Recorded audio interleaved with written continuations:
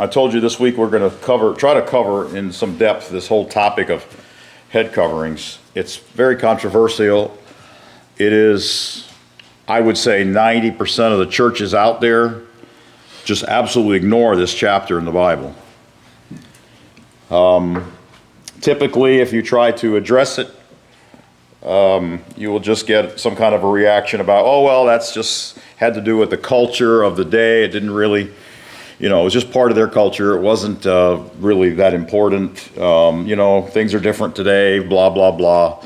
Doesn't apply to us, et cetera, et cetera. So what I want to do is there's really only one chapter in the Bible that deals with this on any significant level. I want to go through it verse by verse. So, everybody there? 1 Corinthians 11? I got to get a cough drop because I got that tickle going on in my throat. Hate it. You got another drink? Yeah, I have a drink here, but I need this. Let's look at verse 1. 1 Corinthians 11, verse 1. It's interesting how he starts this chapter. Become imitators of me, as I also am of Christ. By the way, I'm reading from my translation, which if you were here 2 weeks ago, I gave you a copy of it. If you weren't here then, who wasn't here? I only have 2 copies left, so. You got one? There's another. Okay. That's all I got. All right. I'm not asking you to trust my translation over your translation that you have there, but I can, if there's any question about my translation, I hopefully will resolve it in this class. The reason I translated it is because, unfortunately, the way it's translated in the New King James Version, it can be misleading. I'm not saying it's wrong. It's not wrong. It's just that it can be misleading if you approach it from certain presuppositions. So I've tried to clarify it from the Greek a little bit more for you in my translation. So here it is. Verse 1. Become imitators of me as I also am of Christ. Yet I applaud you, brothers, because you have remembered all the traditions from me as I gave to you and are retaining them accordingly. Now, this is interesting. In verses 1 and 2, Paul starts out by applauding them for what they were doing right. He's saying, I applaud you because you have remembered all these traditions that I delivered to you. But notice he also says, I want you to follow me or imitate me as I'm imitating Christ. In other words, I'm going to set an example for you, and I want you to do like I do. Right? All right. Now, the next verse, he goes on to tell them that he wants them to understand the reasoning behind the tradition that he had given to them and that they were already obeying. See, it's interesting that Paul, at some point in the past at this church, had instructed the ladies to wear hats or some kind of a veil while they were in worship. But he apparently didn't explain to them the theological reasons behind it. Now he comes along and he says, I applaud you because you're doing it. Now let me explain to you why you should be doing it. All right, so here's what he says, verse 3. But I desire you to have observed that the head of every man is Christ. The head of the woman is the man. Yet the head of Christ is God. Now, he makes a bold statement here, and what does he back it up with? Genesis. What's that? Probably Genesis. Did he back it up with anything in the text, or did he just make a claim? Did he quote Genesis? He didn't quote Genesis, but yeah, I think there might be drawing. He said, notice he says, I desire you to have observed. It's kind of a strange way of stating it. I desire you to have observed. Have observed is a perfect tense verb in the Greek, which refers to something that happened in the past, but the results continue to the present. So he's saying, I desire for you to have already done something. That's literally what it means, the tenses of the verbs. I desire that you have observed such and such. Now, is he saying, I desire that you understand something I already told you? No. He's saying, I desire that you have observed something. That is, you took the initiative to figure something out, to comprehend something on your own. That's the point he's making. All right, that's what the verb tenses suggest. I desire that you would have gone back and figured this out. And what does he want them to figure out? Or to have observed? That the head of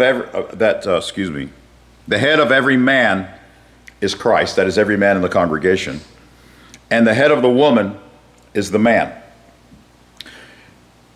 How would they have observed that?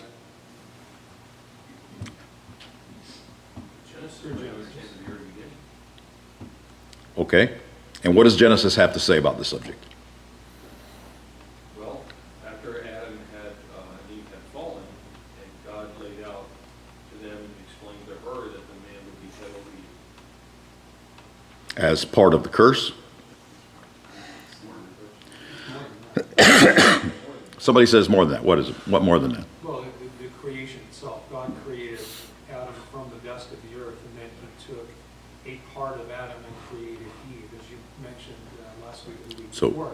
He didn't start over with another piece of dirt and created a woman who was equal, not in value, but saying, okay, you guys are both like that. Which shows, what does that imply? Subordination.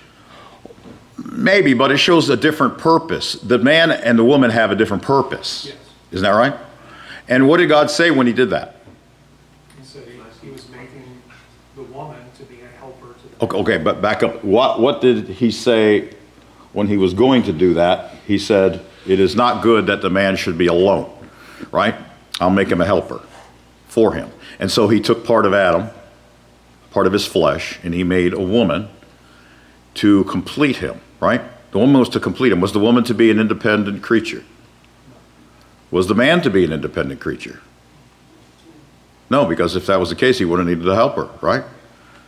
Okay, they were to be a unit. Isn't that right? Didn't God create Adam and Eve to be a unit that works together seamlessly? Isn't that right? All right. That should be an observation from the text of Genesis. So he says, I desire you to have observed that the head of every man is Christ. Now that's a no-brainer. But notice he says, the head of every man is Christ. Now, throughout the passage, he's talking about husbands and wives, Christian husbands and wives in the congregation, right? Every Christian man has a head, that is, someone he is to be subordinate to. Every Christian man is to be subordinate to Christ. He doesn't say that the woman is to be subordinate to Christ, does he? What does he say? The head of, all right, let's look at it again. Yeah, he says the head of every man is Christ, so every man is to be subject to Christ. And the head of the woman is the man, yet the head of Christ is God, that is the Father. So he's drawing a distinction between these different persons or personages, and he's showing kind of a, what's the proper term? A hierarchy, yes, that's the proper term. He's showing a hierarchy of authority and of submission. Christ submits himself to the Father. The Christian man submits himself to Christ. The Christian wife submits herself to her husband. So, does she submit herself to God? Indirectly, yes. All right.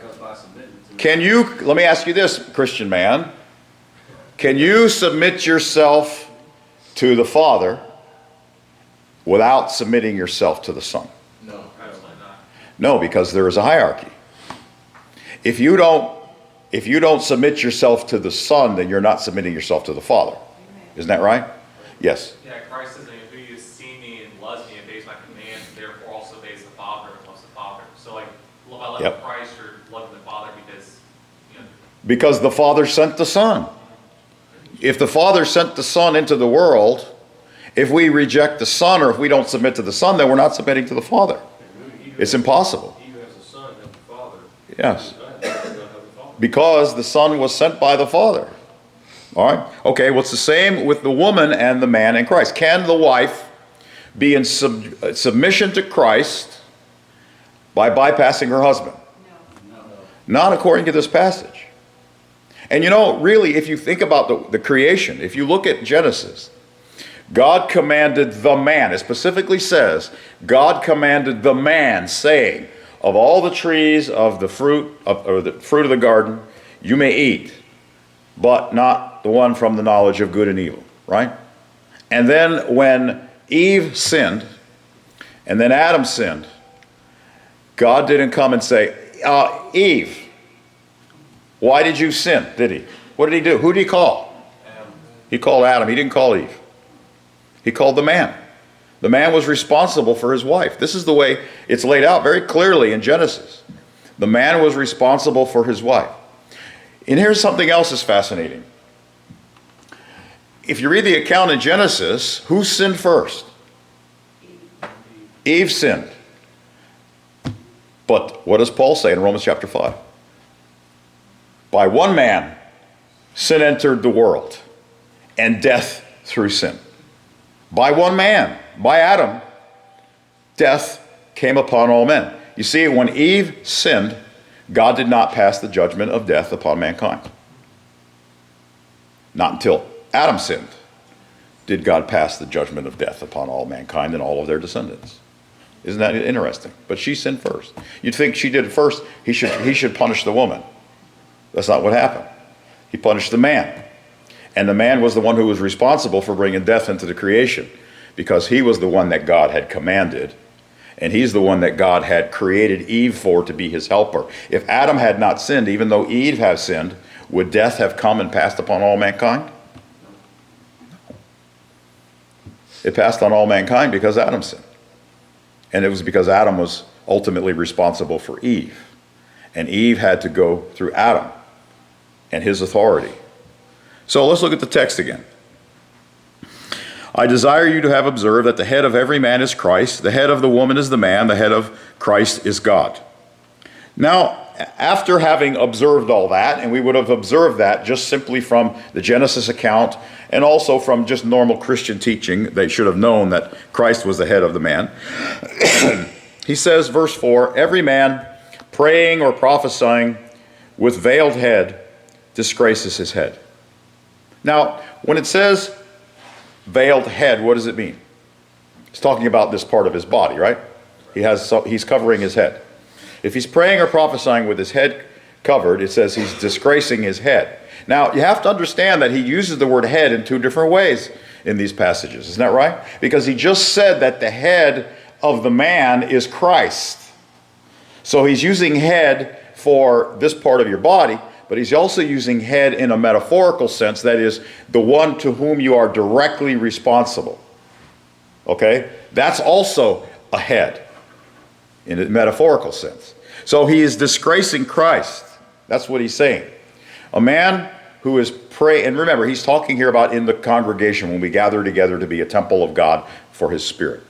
The man who is praying or prophesying with his head veiled is disgracing his head, that is Christ. You'll see I have it capitalized there because that's what it's talking about. He's disgracing the one to whom he is to be subordinate to. In verse 5, but every woman praying or prophesying with unveiled head disgraces her head. Should say her head. I think I have his head there. That's wrong. No, I have it right. Disgraces her head. That is her husband. That's the one to whom she is to be subordinate. For it is one and the same as having been sheared. For if a woman is not veiled, let her shear herself. And the word sheared here is a term, it's a Greek word that's used for shearing sheep. They cut the hair, right, just about almost down to the skin, completely off. Just shave it all off. All right? Now, why do you think, let's try to get into Paul's head here a little bit. Why do you think he says this? What is it? What is it about shaving a woman's head that is considered to be disgraceful? You have to know a little bit about customs in those days, but if you know anything about ancient customs, having a woman go around with her head shaved, her hair shaved off, was a way of dishonoring her. And do you know under what circumstances that was carried out in ancient times? What's that? Yeah, that was one of the main things. All right, if a woman was caught committing adultery and cheating on her husband, one of the things that they did is they shaved her head as a way to disgrace her, so everyone knew that she was an adulteress. All right, and so it was considered to be very disgraceful. Margaret, go ahead. It was even done in World War II Yes, it was. in France. Yes, Germany. yes. In fact, I've seen photographs of that. It was done during the war to disgrace women for various reasons, not only adultery, but adultery was one of the big reasons why it was done. So the Apostle Paul here is saying, if the woman is not going to veil her head, then she should just shave it off. That's what he says. Isn't that right? All right, we'll think about why that's the case in a minute. Verse 6. For if the woman is not veiled, let her shear herself. Yet if it is disgraceful for a woman to shear herself or to be sheared, let her be veiled. So it's one or the other is what he's saying. What's not acceptable is to be unveiled without just shaving off the hair. So the point is the hair is being covered. All right? Now let's go on. Verse 7. For indeed, he begins to give some of his reasoning here behind this. For indeed, a man is not required to veil the head. Why? Being the image and the glory of God. Now, why does Paul say that, first of all? What is he referring to when he says the man is to be the image and glory of God? What is? He was created in his image. Goes back to Genesis. But wasn't the woman also created in God's image? Yes. Yeah, Indirectly. Directly. Indirectly. Go ahead, Jordan. I'll just say, it says in God's image he created them. It uses the plural pronoun in Genesis. Yes, it does. It says he created man in his own image, and then it goes on to use the plural after that. So together as a unit, they were created in the image of God. So why else? Why does he say that the man is the image or the glory of God here? And for that reason, he should not veil his head. Anybody? What did God say about Adam when he created him? He gave him dominion. He said that man was to have dominion over all the earth, over the fish, the birds, everything. That is, under God, man was to take dominion, that is, to be the authority over his creation. In fact, Psalms talks about that too, doesn't it? And Hebrews does as well, quoting from that passage. Man was to have dominion over the creation. Does man now have dominion over the creation? You know what? This is important. Let's look at it. Hebrews chapter 2.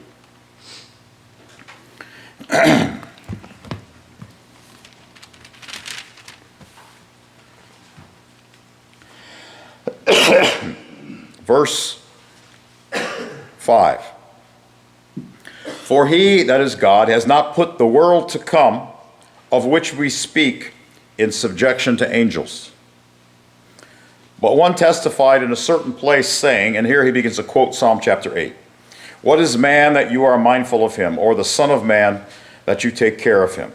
You made him a little lower than the angels. You have crowned him with glory and honor. You see that? God has crowned man with glory and honor and set him over the works of your hands. You have put all things in subjection under his feet. Now, when David wrote that psalm, he was talking about the passage in Genesis where God told Adam to take dominion over all of the creation. Eve was there as his helper in that, but Adam was primarily the one who was put in charge of that. Now, I asked before, does man now have dominion over God's creation? Why?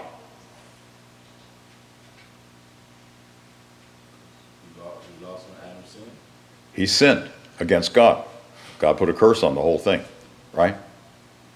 Well, look what it continues in verse 8. He says, for in that he put all in subjection under him, that is, under Adam, He left nothing that is not put under him. That's what God did. But then he says, but now we do not yet see all things put under him. In other words, what God said about Adam in Genesis, he's saying hasn't happened yet. It hasn't come to pass yet that man is in his rightful place ruling over God's creation. Which is why he said back in verse 5, for he has not put the world to come of which we speak into subjection of angels. But, and then he quotes this psalm where God says he's putting it under the subjection of man. Not angels, but man. And then he goes on to say, but yet we don't see it under subjection of man yet. But what do we see? Verse 9. But we do see Jesus, who was made a little lower than the angels. That is, he became human, he became man. For the suffering of death, crowned with glory and honor, that he, by the grace of God, might taste death for everyone. For it was fitting for him, that is Jesus, for whom are all things, and by whom are all things, that is, it's all for him, and it was all created by him, in bringing many sons to glory, to make the captain of their salvation perfect through sufferings. For both he who sanctifies and those who are being sanctified are all of one, for which reason he is not ashamed to call them brethren. That is, God or Christ calls us his brothers. That's what he's saying. Now, again, in the context, he was talking about the age to come. That in the age to come, the creation is going to be under the dominion of man.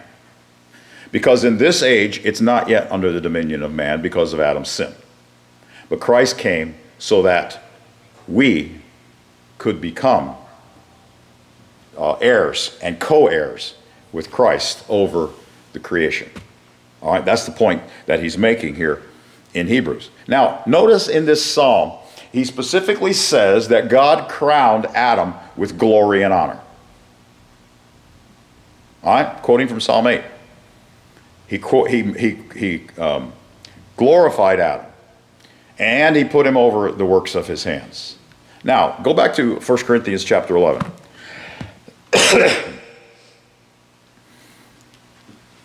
The man, Adam, forfeited his right to rule over God's creation because of sin. And he introduced death into the creation because of his sin. Right? However, how is all of that reversed? How does man regain the right to reign over God's creation? Through Christ. Only through Christ. Christ came as the second Adam. Paul says that. Right? The new Adam. The second Adam, or the last Adam. 1 Corinthians 15. Right? And he brings many brothers with him to be co-heirs together with him. And so the glory of the man here is the glory of being the authority to reign in God's creation. And remember, originally Eve was created from Adam's rib to be his helper and his you could call her a co-ruler, if you will, with Adam. But Adam was the primary one. All right, does that make sense? All right, so having all that understanding, let's go back to this passage. He says, verse 7, for indeed a man is not required to veil the head, being the image and glory of God. But the woman is the glory of the man. That is, she reflects his glory. The man is reflecting the glory of God through Christ. He does not cover his head because it's when you cover your head, it's a symbol of submission. The man does not cover his head because he is the representative of Christ here. Well, Christ isn't here. He's the representative of Christ. By not covering his head, it's a sign that he's taking his rightful place. But the woman was commanded to cover her head because she's the glory of the man, or she's reflecting the glory of the man. Look at verse 8. Man is not from woman, but woman is from man. And the man was also not created through the woman, but the woman through the man.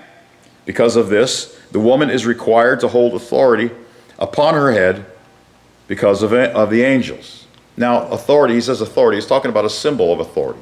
The head covering he's talking about is a symbolic thing. It's not a fashion statement. Okay? It's not, the importance of it isn't what color it is or how big it is or how many flowers it has on it or how much of your head it covers. I mean, that's not the point. The point is it's a symbolic thing, right? So I'm not going to judge anybody's head covering or anything like that. Question, why does he say that for this reason the woman is required to hold authority upon her head because of the angels? What do the angels have to do with this? Do you read anything about the angels in the Genesis account of Eve's creation or any of that stuff? Do you read anything about that? There's nothing about it, is there? Why do you think he brings the angels into this? Go ahead, Jordan. I forget where everybody says that even the angels want to look into these things. Yeah. Like the mystery of the gospel. Yeah. I'm assuming he's saying that angels are looking at to see that we are reflecting God's nature on earth. I'm assuming because if we're the children of God by adoption, then the angels are kind of watching to see how we fulfill those roles. They are watching, and the scripture does say that. But there's a very specific reason why he brings up the angels here. I think I saw Spencer's hand. Question, is it only in service or when you're praying? Well, in the context, he's talking about the worship of the congregation together. All right, whether or not you do that apart from that is not addressed in this passage. So I'm not going to get into that. But as far as the context of this passage, it's only talking about while we're gathered together for worship. That's very clear from the verses that preceded. He's talking about observing the Lord's Supper and all that. So that's pretty obvious. All right, yes, Stephen. Is he talking about all angels here or the angels who rejected God's authority? Okay, now you're on the right track. What was the sin of Satan? Pride. What did he rebel against? God's authority. He rebelled against God's authority. What was the sin of the angels who followed Satan? Angels rebelled against God. There was a great rebellion of angels against God. The scripture's pretty clear about that. It's in 2 Peter. It's also in Jude. What was the sin of the angels who rebelled against God? Well, I'll tell you what. I'll show you. Let's go to Jude, chapter 1. They left their first estate. Yes. You know what that means? They stepped outside of the boundaries that God set for them. Yes. That's exactly what it means. But I want to read it right directly out of Jude. Verse 6. And the angels who did not keep their proper domain. And the Greek word literally means rank. What does that imply? You know, in the military, there are all kinds of ranks. You know, you got generals and colonels, and I don't know, Spencer could fill me in on the rest of them. Because he was in there. But you've got all these different ranks, right? Everybody has their slot, their position. Everybody is under the authority of somebody above them, and they have other people under them, unless you're private, right? You got other people that are subordinate to you. So you have a certain rank. This passage says that the angels who did not keep their proper rank, that is, they rebelled against the authorities that were put over them. What does he say? But left their own abode. He has reserved in everlasting chains under darkness for judgment of the great day. Wow. The angels who sinned against God by not submitting to those other angels that were put over them. They were put in a certain hierarchy. Some of them sinned. God says they are going to be judged for that. This is what their sin was. All right? Now, let me ask you this. How did Satan deceive Eve? We know what Satan's sin was, right? You know what it says in Isaiah 14 about Lucifer, right? How art thou fallen from heaven, Lucifer, blah, blah, blah. What does he say? You said in your heart, I will ascend. What's that? Yeah. I will put my throne, and all that kind of stuff. He's going to ascend above the authority and the rank that he was given. He was given a high rank. He's going to ascend above that. All right. Now, that was Satan's sin, was pride and refusing to accept the subordination that he was put under. He refused to accept it. He stepped outside of those bounds. That was the same sin that the angels committed that we just read about in Jude. And it's the same thing that Satan used to tempt Eve. Exactly the same thing. What did he say to Eve? You shall not die. You shall not. You shall not surely die. God knows that in the day that you eat of that fruit, you will become as gods. Right? Not you little peon humans. Not in a subordinate role to your husband, but you will be as gods. See, he deceived her with that. And she didn't know any better. And she bought into the whole thing, right? And she sinned. Dissatisfaction with the appointed role that God had given her is the way Satan exploited her, right? And he used the very same temptation that had been hatched in his own heart, the same temptation that had been hatched in the hearts of all the other angels, fallen angels who followed Satan's example. And so let's go back to the text here. He says, because of this, the woman is required to hold authority upon her head because of the angels. Now, if the woman who is put by creation in a subordinate role to her husband, she's put there by God. If she's not satisfied with that, if she says, I want equality, not in worth, because women are, just as valuable as men, but in rank, I want equality. If she says that, she is succumbing to the very same sin that the devil succumbed to, that the fallen angels succumbed to. In fact, the Apostle Paul says that when you are choosing your elders in the congregation, do not put a novice as an elder. You know why? Lest he be lifted up with pride and fall into the same condemnation as the devil. That's what it says. Oh. See, some people, if they're put in a position where they're under somebody else, that's not good enough for them, and they want to elevate themselves, and they want to reject authority. Right? They reject the authority over them, and in doing so, they're committing the very same crime that God did. Now, go ahead, Stephen. It just occurred to me that the devil tried the same thing with Christ when he tempted him in the wilderness. He basically said, you don't have to submit to the cross. I will give you everything if you bow down and worship me. Yeah. He's trying to get him to not submit to the Father's will. Yeah. If a woman willingly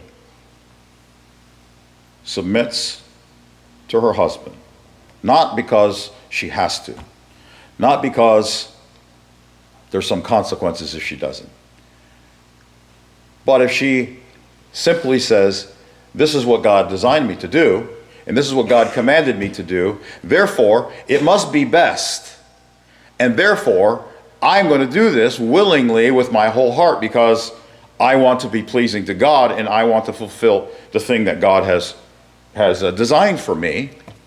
If she does that, what does that say to all those angels who rebelled against God? Isn't it a rebuke to them? Isn't it condemnation of them? It is. It's condemnation of them. Paul says in Ephesians, I think it's chapter 3, that the church, that is through the church, God is making known to the angels and the principalities the counsel of his will. That is, by demonstrating through us as a body, through each individual person, playing their designed role, he is demonstrating his will and his wisdom to the angels and the principalities and powers who are watching everything that's going on here right now. They're looking in on this service. They're watching us. And when they see women who say, I want to submit to what God has for me, and I want to do it willingly with my whole heart, you, ladies, are condemning those fallen angels. You're condemning them and showing that God is just in his judgment of them. Yes? Why does it just say angels, not fallen angels or demons? Because Because because it's a demonstration both to the angels who rebelled and the angels who did not rebel.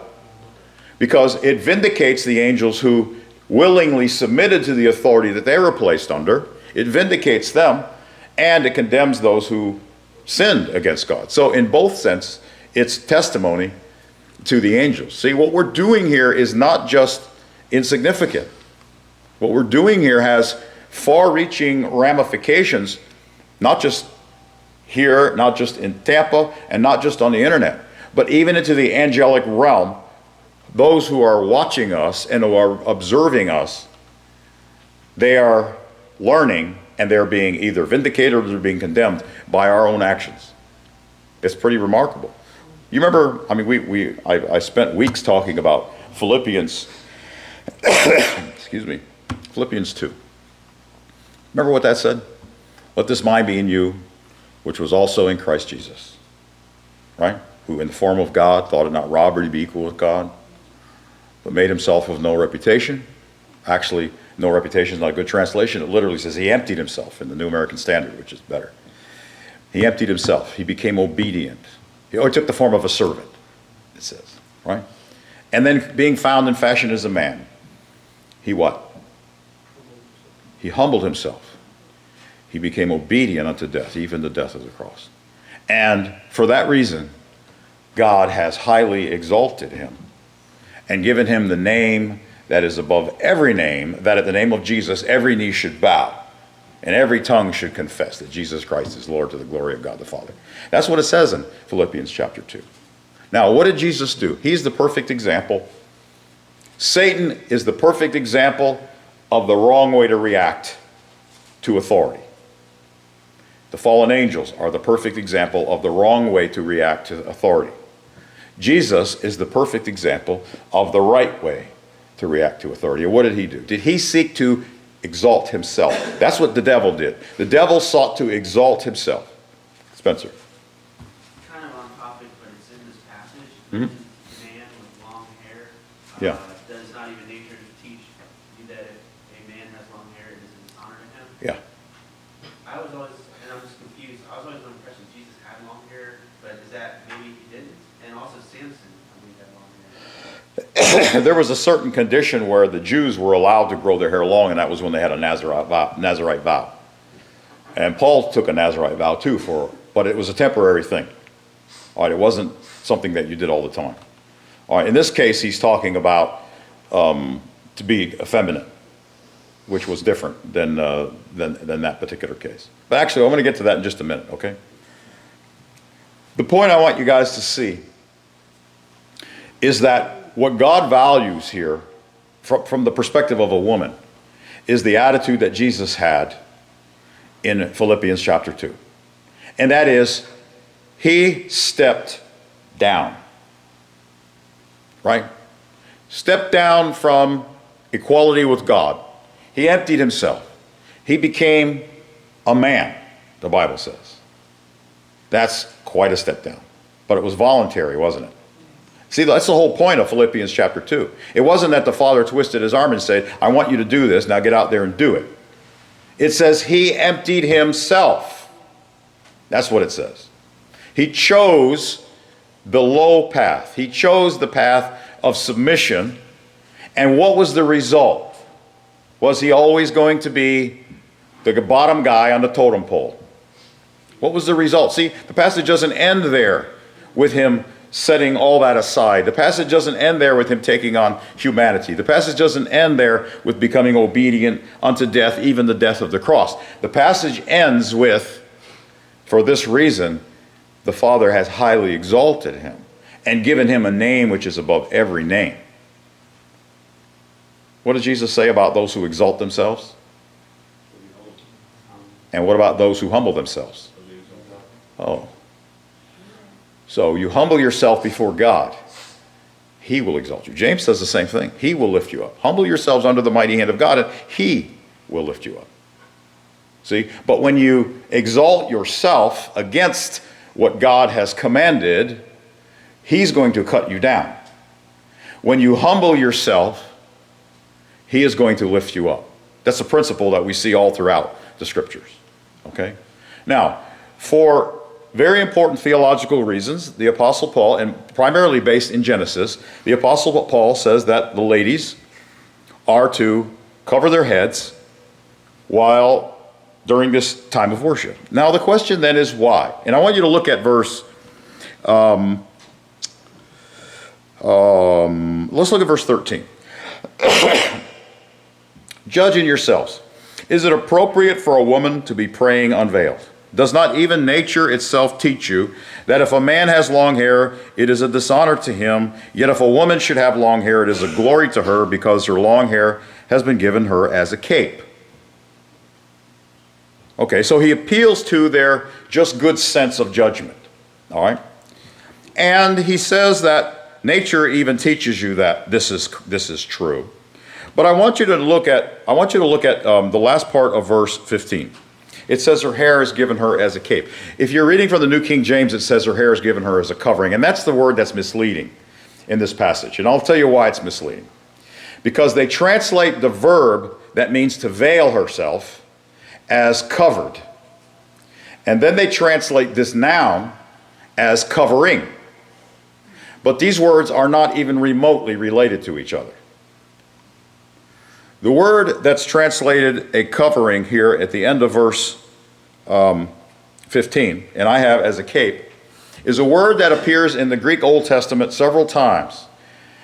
I can give you some references for it. It's in, you can jot these down if you want. It's in Deuteronomy 22:12, Judges 8:26, Ezekiel 27:7, and here's a very interesting one in Genesis 49:11, where it refers to the Messiah's cape. The Messiah is going to wear a cape. Not like Superman, but the word refers to a elaborate, usually very expensive outer garment that was worn over the shoulders, usually worn by people of means. All right? In fact, wherever it appears in the Old Testament, it seems to be something worn by a king or something of that nature. All right? It talks about it being purple and things like that, colors that were associated with those kinds of things. It never, ever, ever was worn over the head. That's something you have to understand. This word for this type of a garment, which was thrown around the shoulders, never is worn over the head. It's not a hoodie. All right? It's an overgarment that was made to make kind of a fashion statement because it was something that the wealthy had. Okay? Now, when he says her hair was given to her as a cape, what he's saying is her long hair, which is beautiful. Notice he said it's a glory to her. Did you see that? It says her long hair is a glory to her. And he says her long hair is given to her as or instead of a elaborate overgarment, which if you were a woman back in the day and you had one of these garments, that would be a glory to you. Because when people see you wearing that, they say, ah, here's somebody of means. Here's somebody who's upper crust. You know, that sort of thing. All right? It was a fashion statement. So what he's saying is her long hair has been given to her as a glory to her, to bring glory to her. Her hair has been given to her for that means, instead of an elaborate cape or something else that brings glory to her. You know, there are poor women who had long, beautiful hair. They couldn't afford one of those elaborate capes. But yet, they still could be beautiful. Now, let me ask you this. I want you to, knowing all these facts, I want you to try to think in your mind, why would the Apostle Paul tell the ladies to cover that up? Who said that? Exactly. So that she would not bring glory to herself at the exclusion of her man. That's the point. The point of this passage is the woman is to be in submission to her husband. However, the woman is a lot better looking than her husband. All right? She's got a beautiful head of hair. And she's probably a lot prettier in the face than that scruffy looking thing on his face. You know, that beard thing he's got going on. When people look at the couple, who do they look at? They admire the guy. Wow, he's a nice looking guy. No, they usually admire the woman. Because the woman has been given an appearance and a manner that is very attractive, typically. Okay? She's attractive. She gets attention. Just like having this big elaborate garment brings attention to a woman, God has given her this long hair in the same way to be a glory to her. He says it is a glory to her. Isn't that right? And so when you appear before God as a couple, and the woman is all decked out and looking all beautiful, and the guy's just all plain looking, like me, right? The attractive one is the woman. She's the one who gets the attention and the glory. And what God is saying here, what Paul is saying here is for the ladies, he's asking them to cover that up in a symbolic way. It doesn't mean you have to cover every hair. The point is, in a symbolic way, you're saying, no, don't look at me and my, on my pretty face and my pretty hair. Don't look at me. My husband is the one who is made in the image of God. And I'm submitting myself to my husband. All right? And this is the reason why he said that. Do you guys get that? Can you understand that? So what it is, it's a voluntary way for the lady to say, no, don't look at me and don't bring glory to me. I want to bring glory to my husband because he's the one who is made to reign over the creation. He's the one who God made for this role, and I was made to be his helper, not to outshine him. Okay, not to be the one who gets all the attention to the exclusion of him. But I'm going to veil my glory so that he'll be the glory of Christ.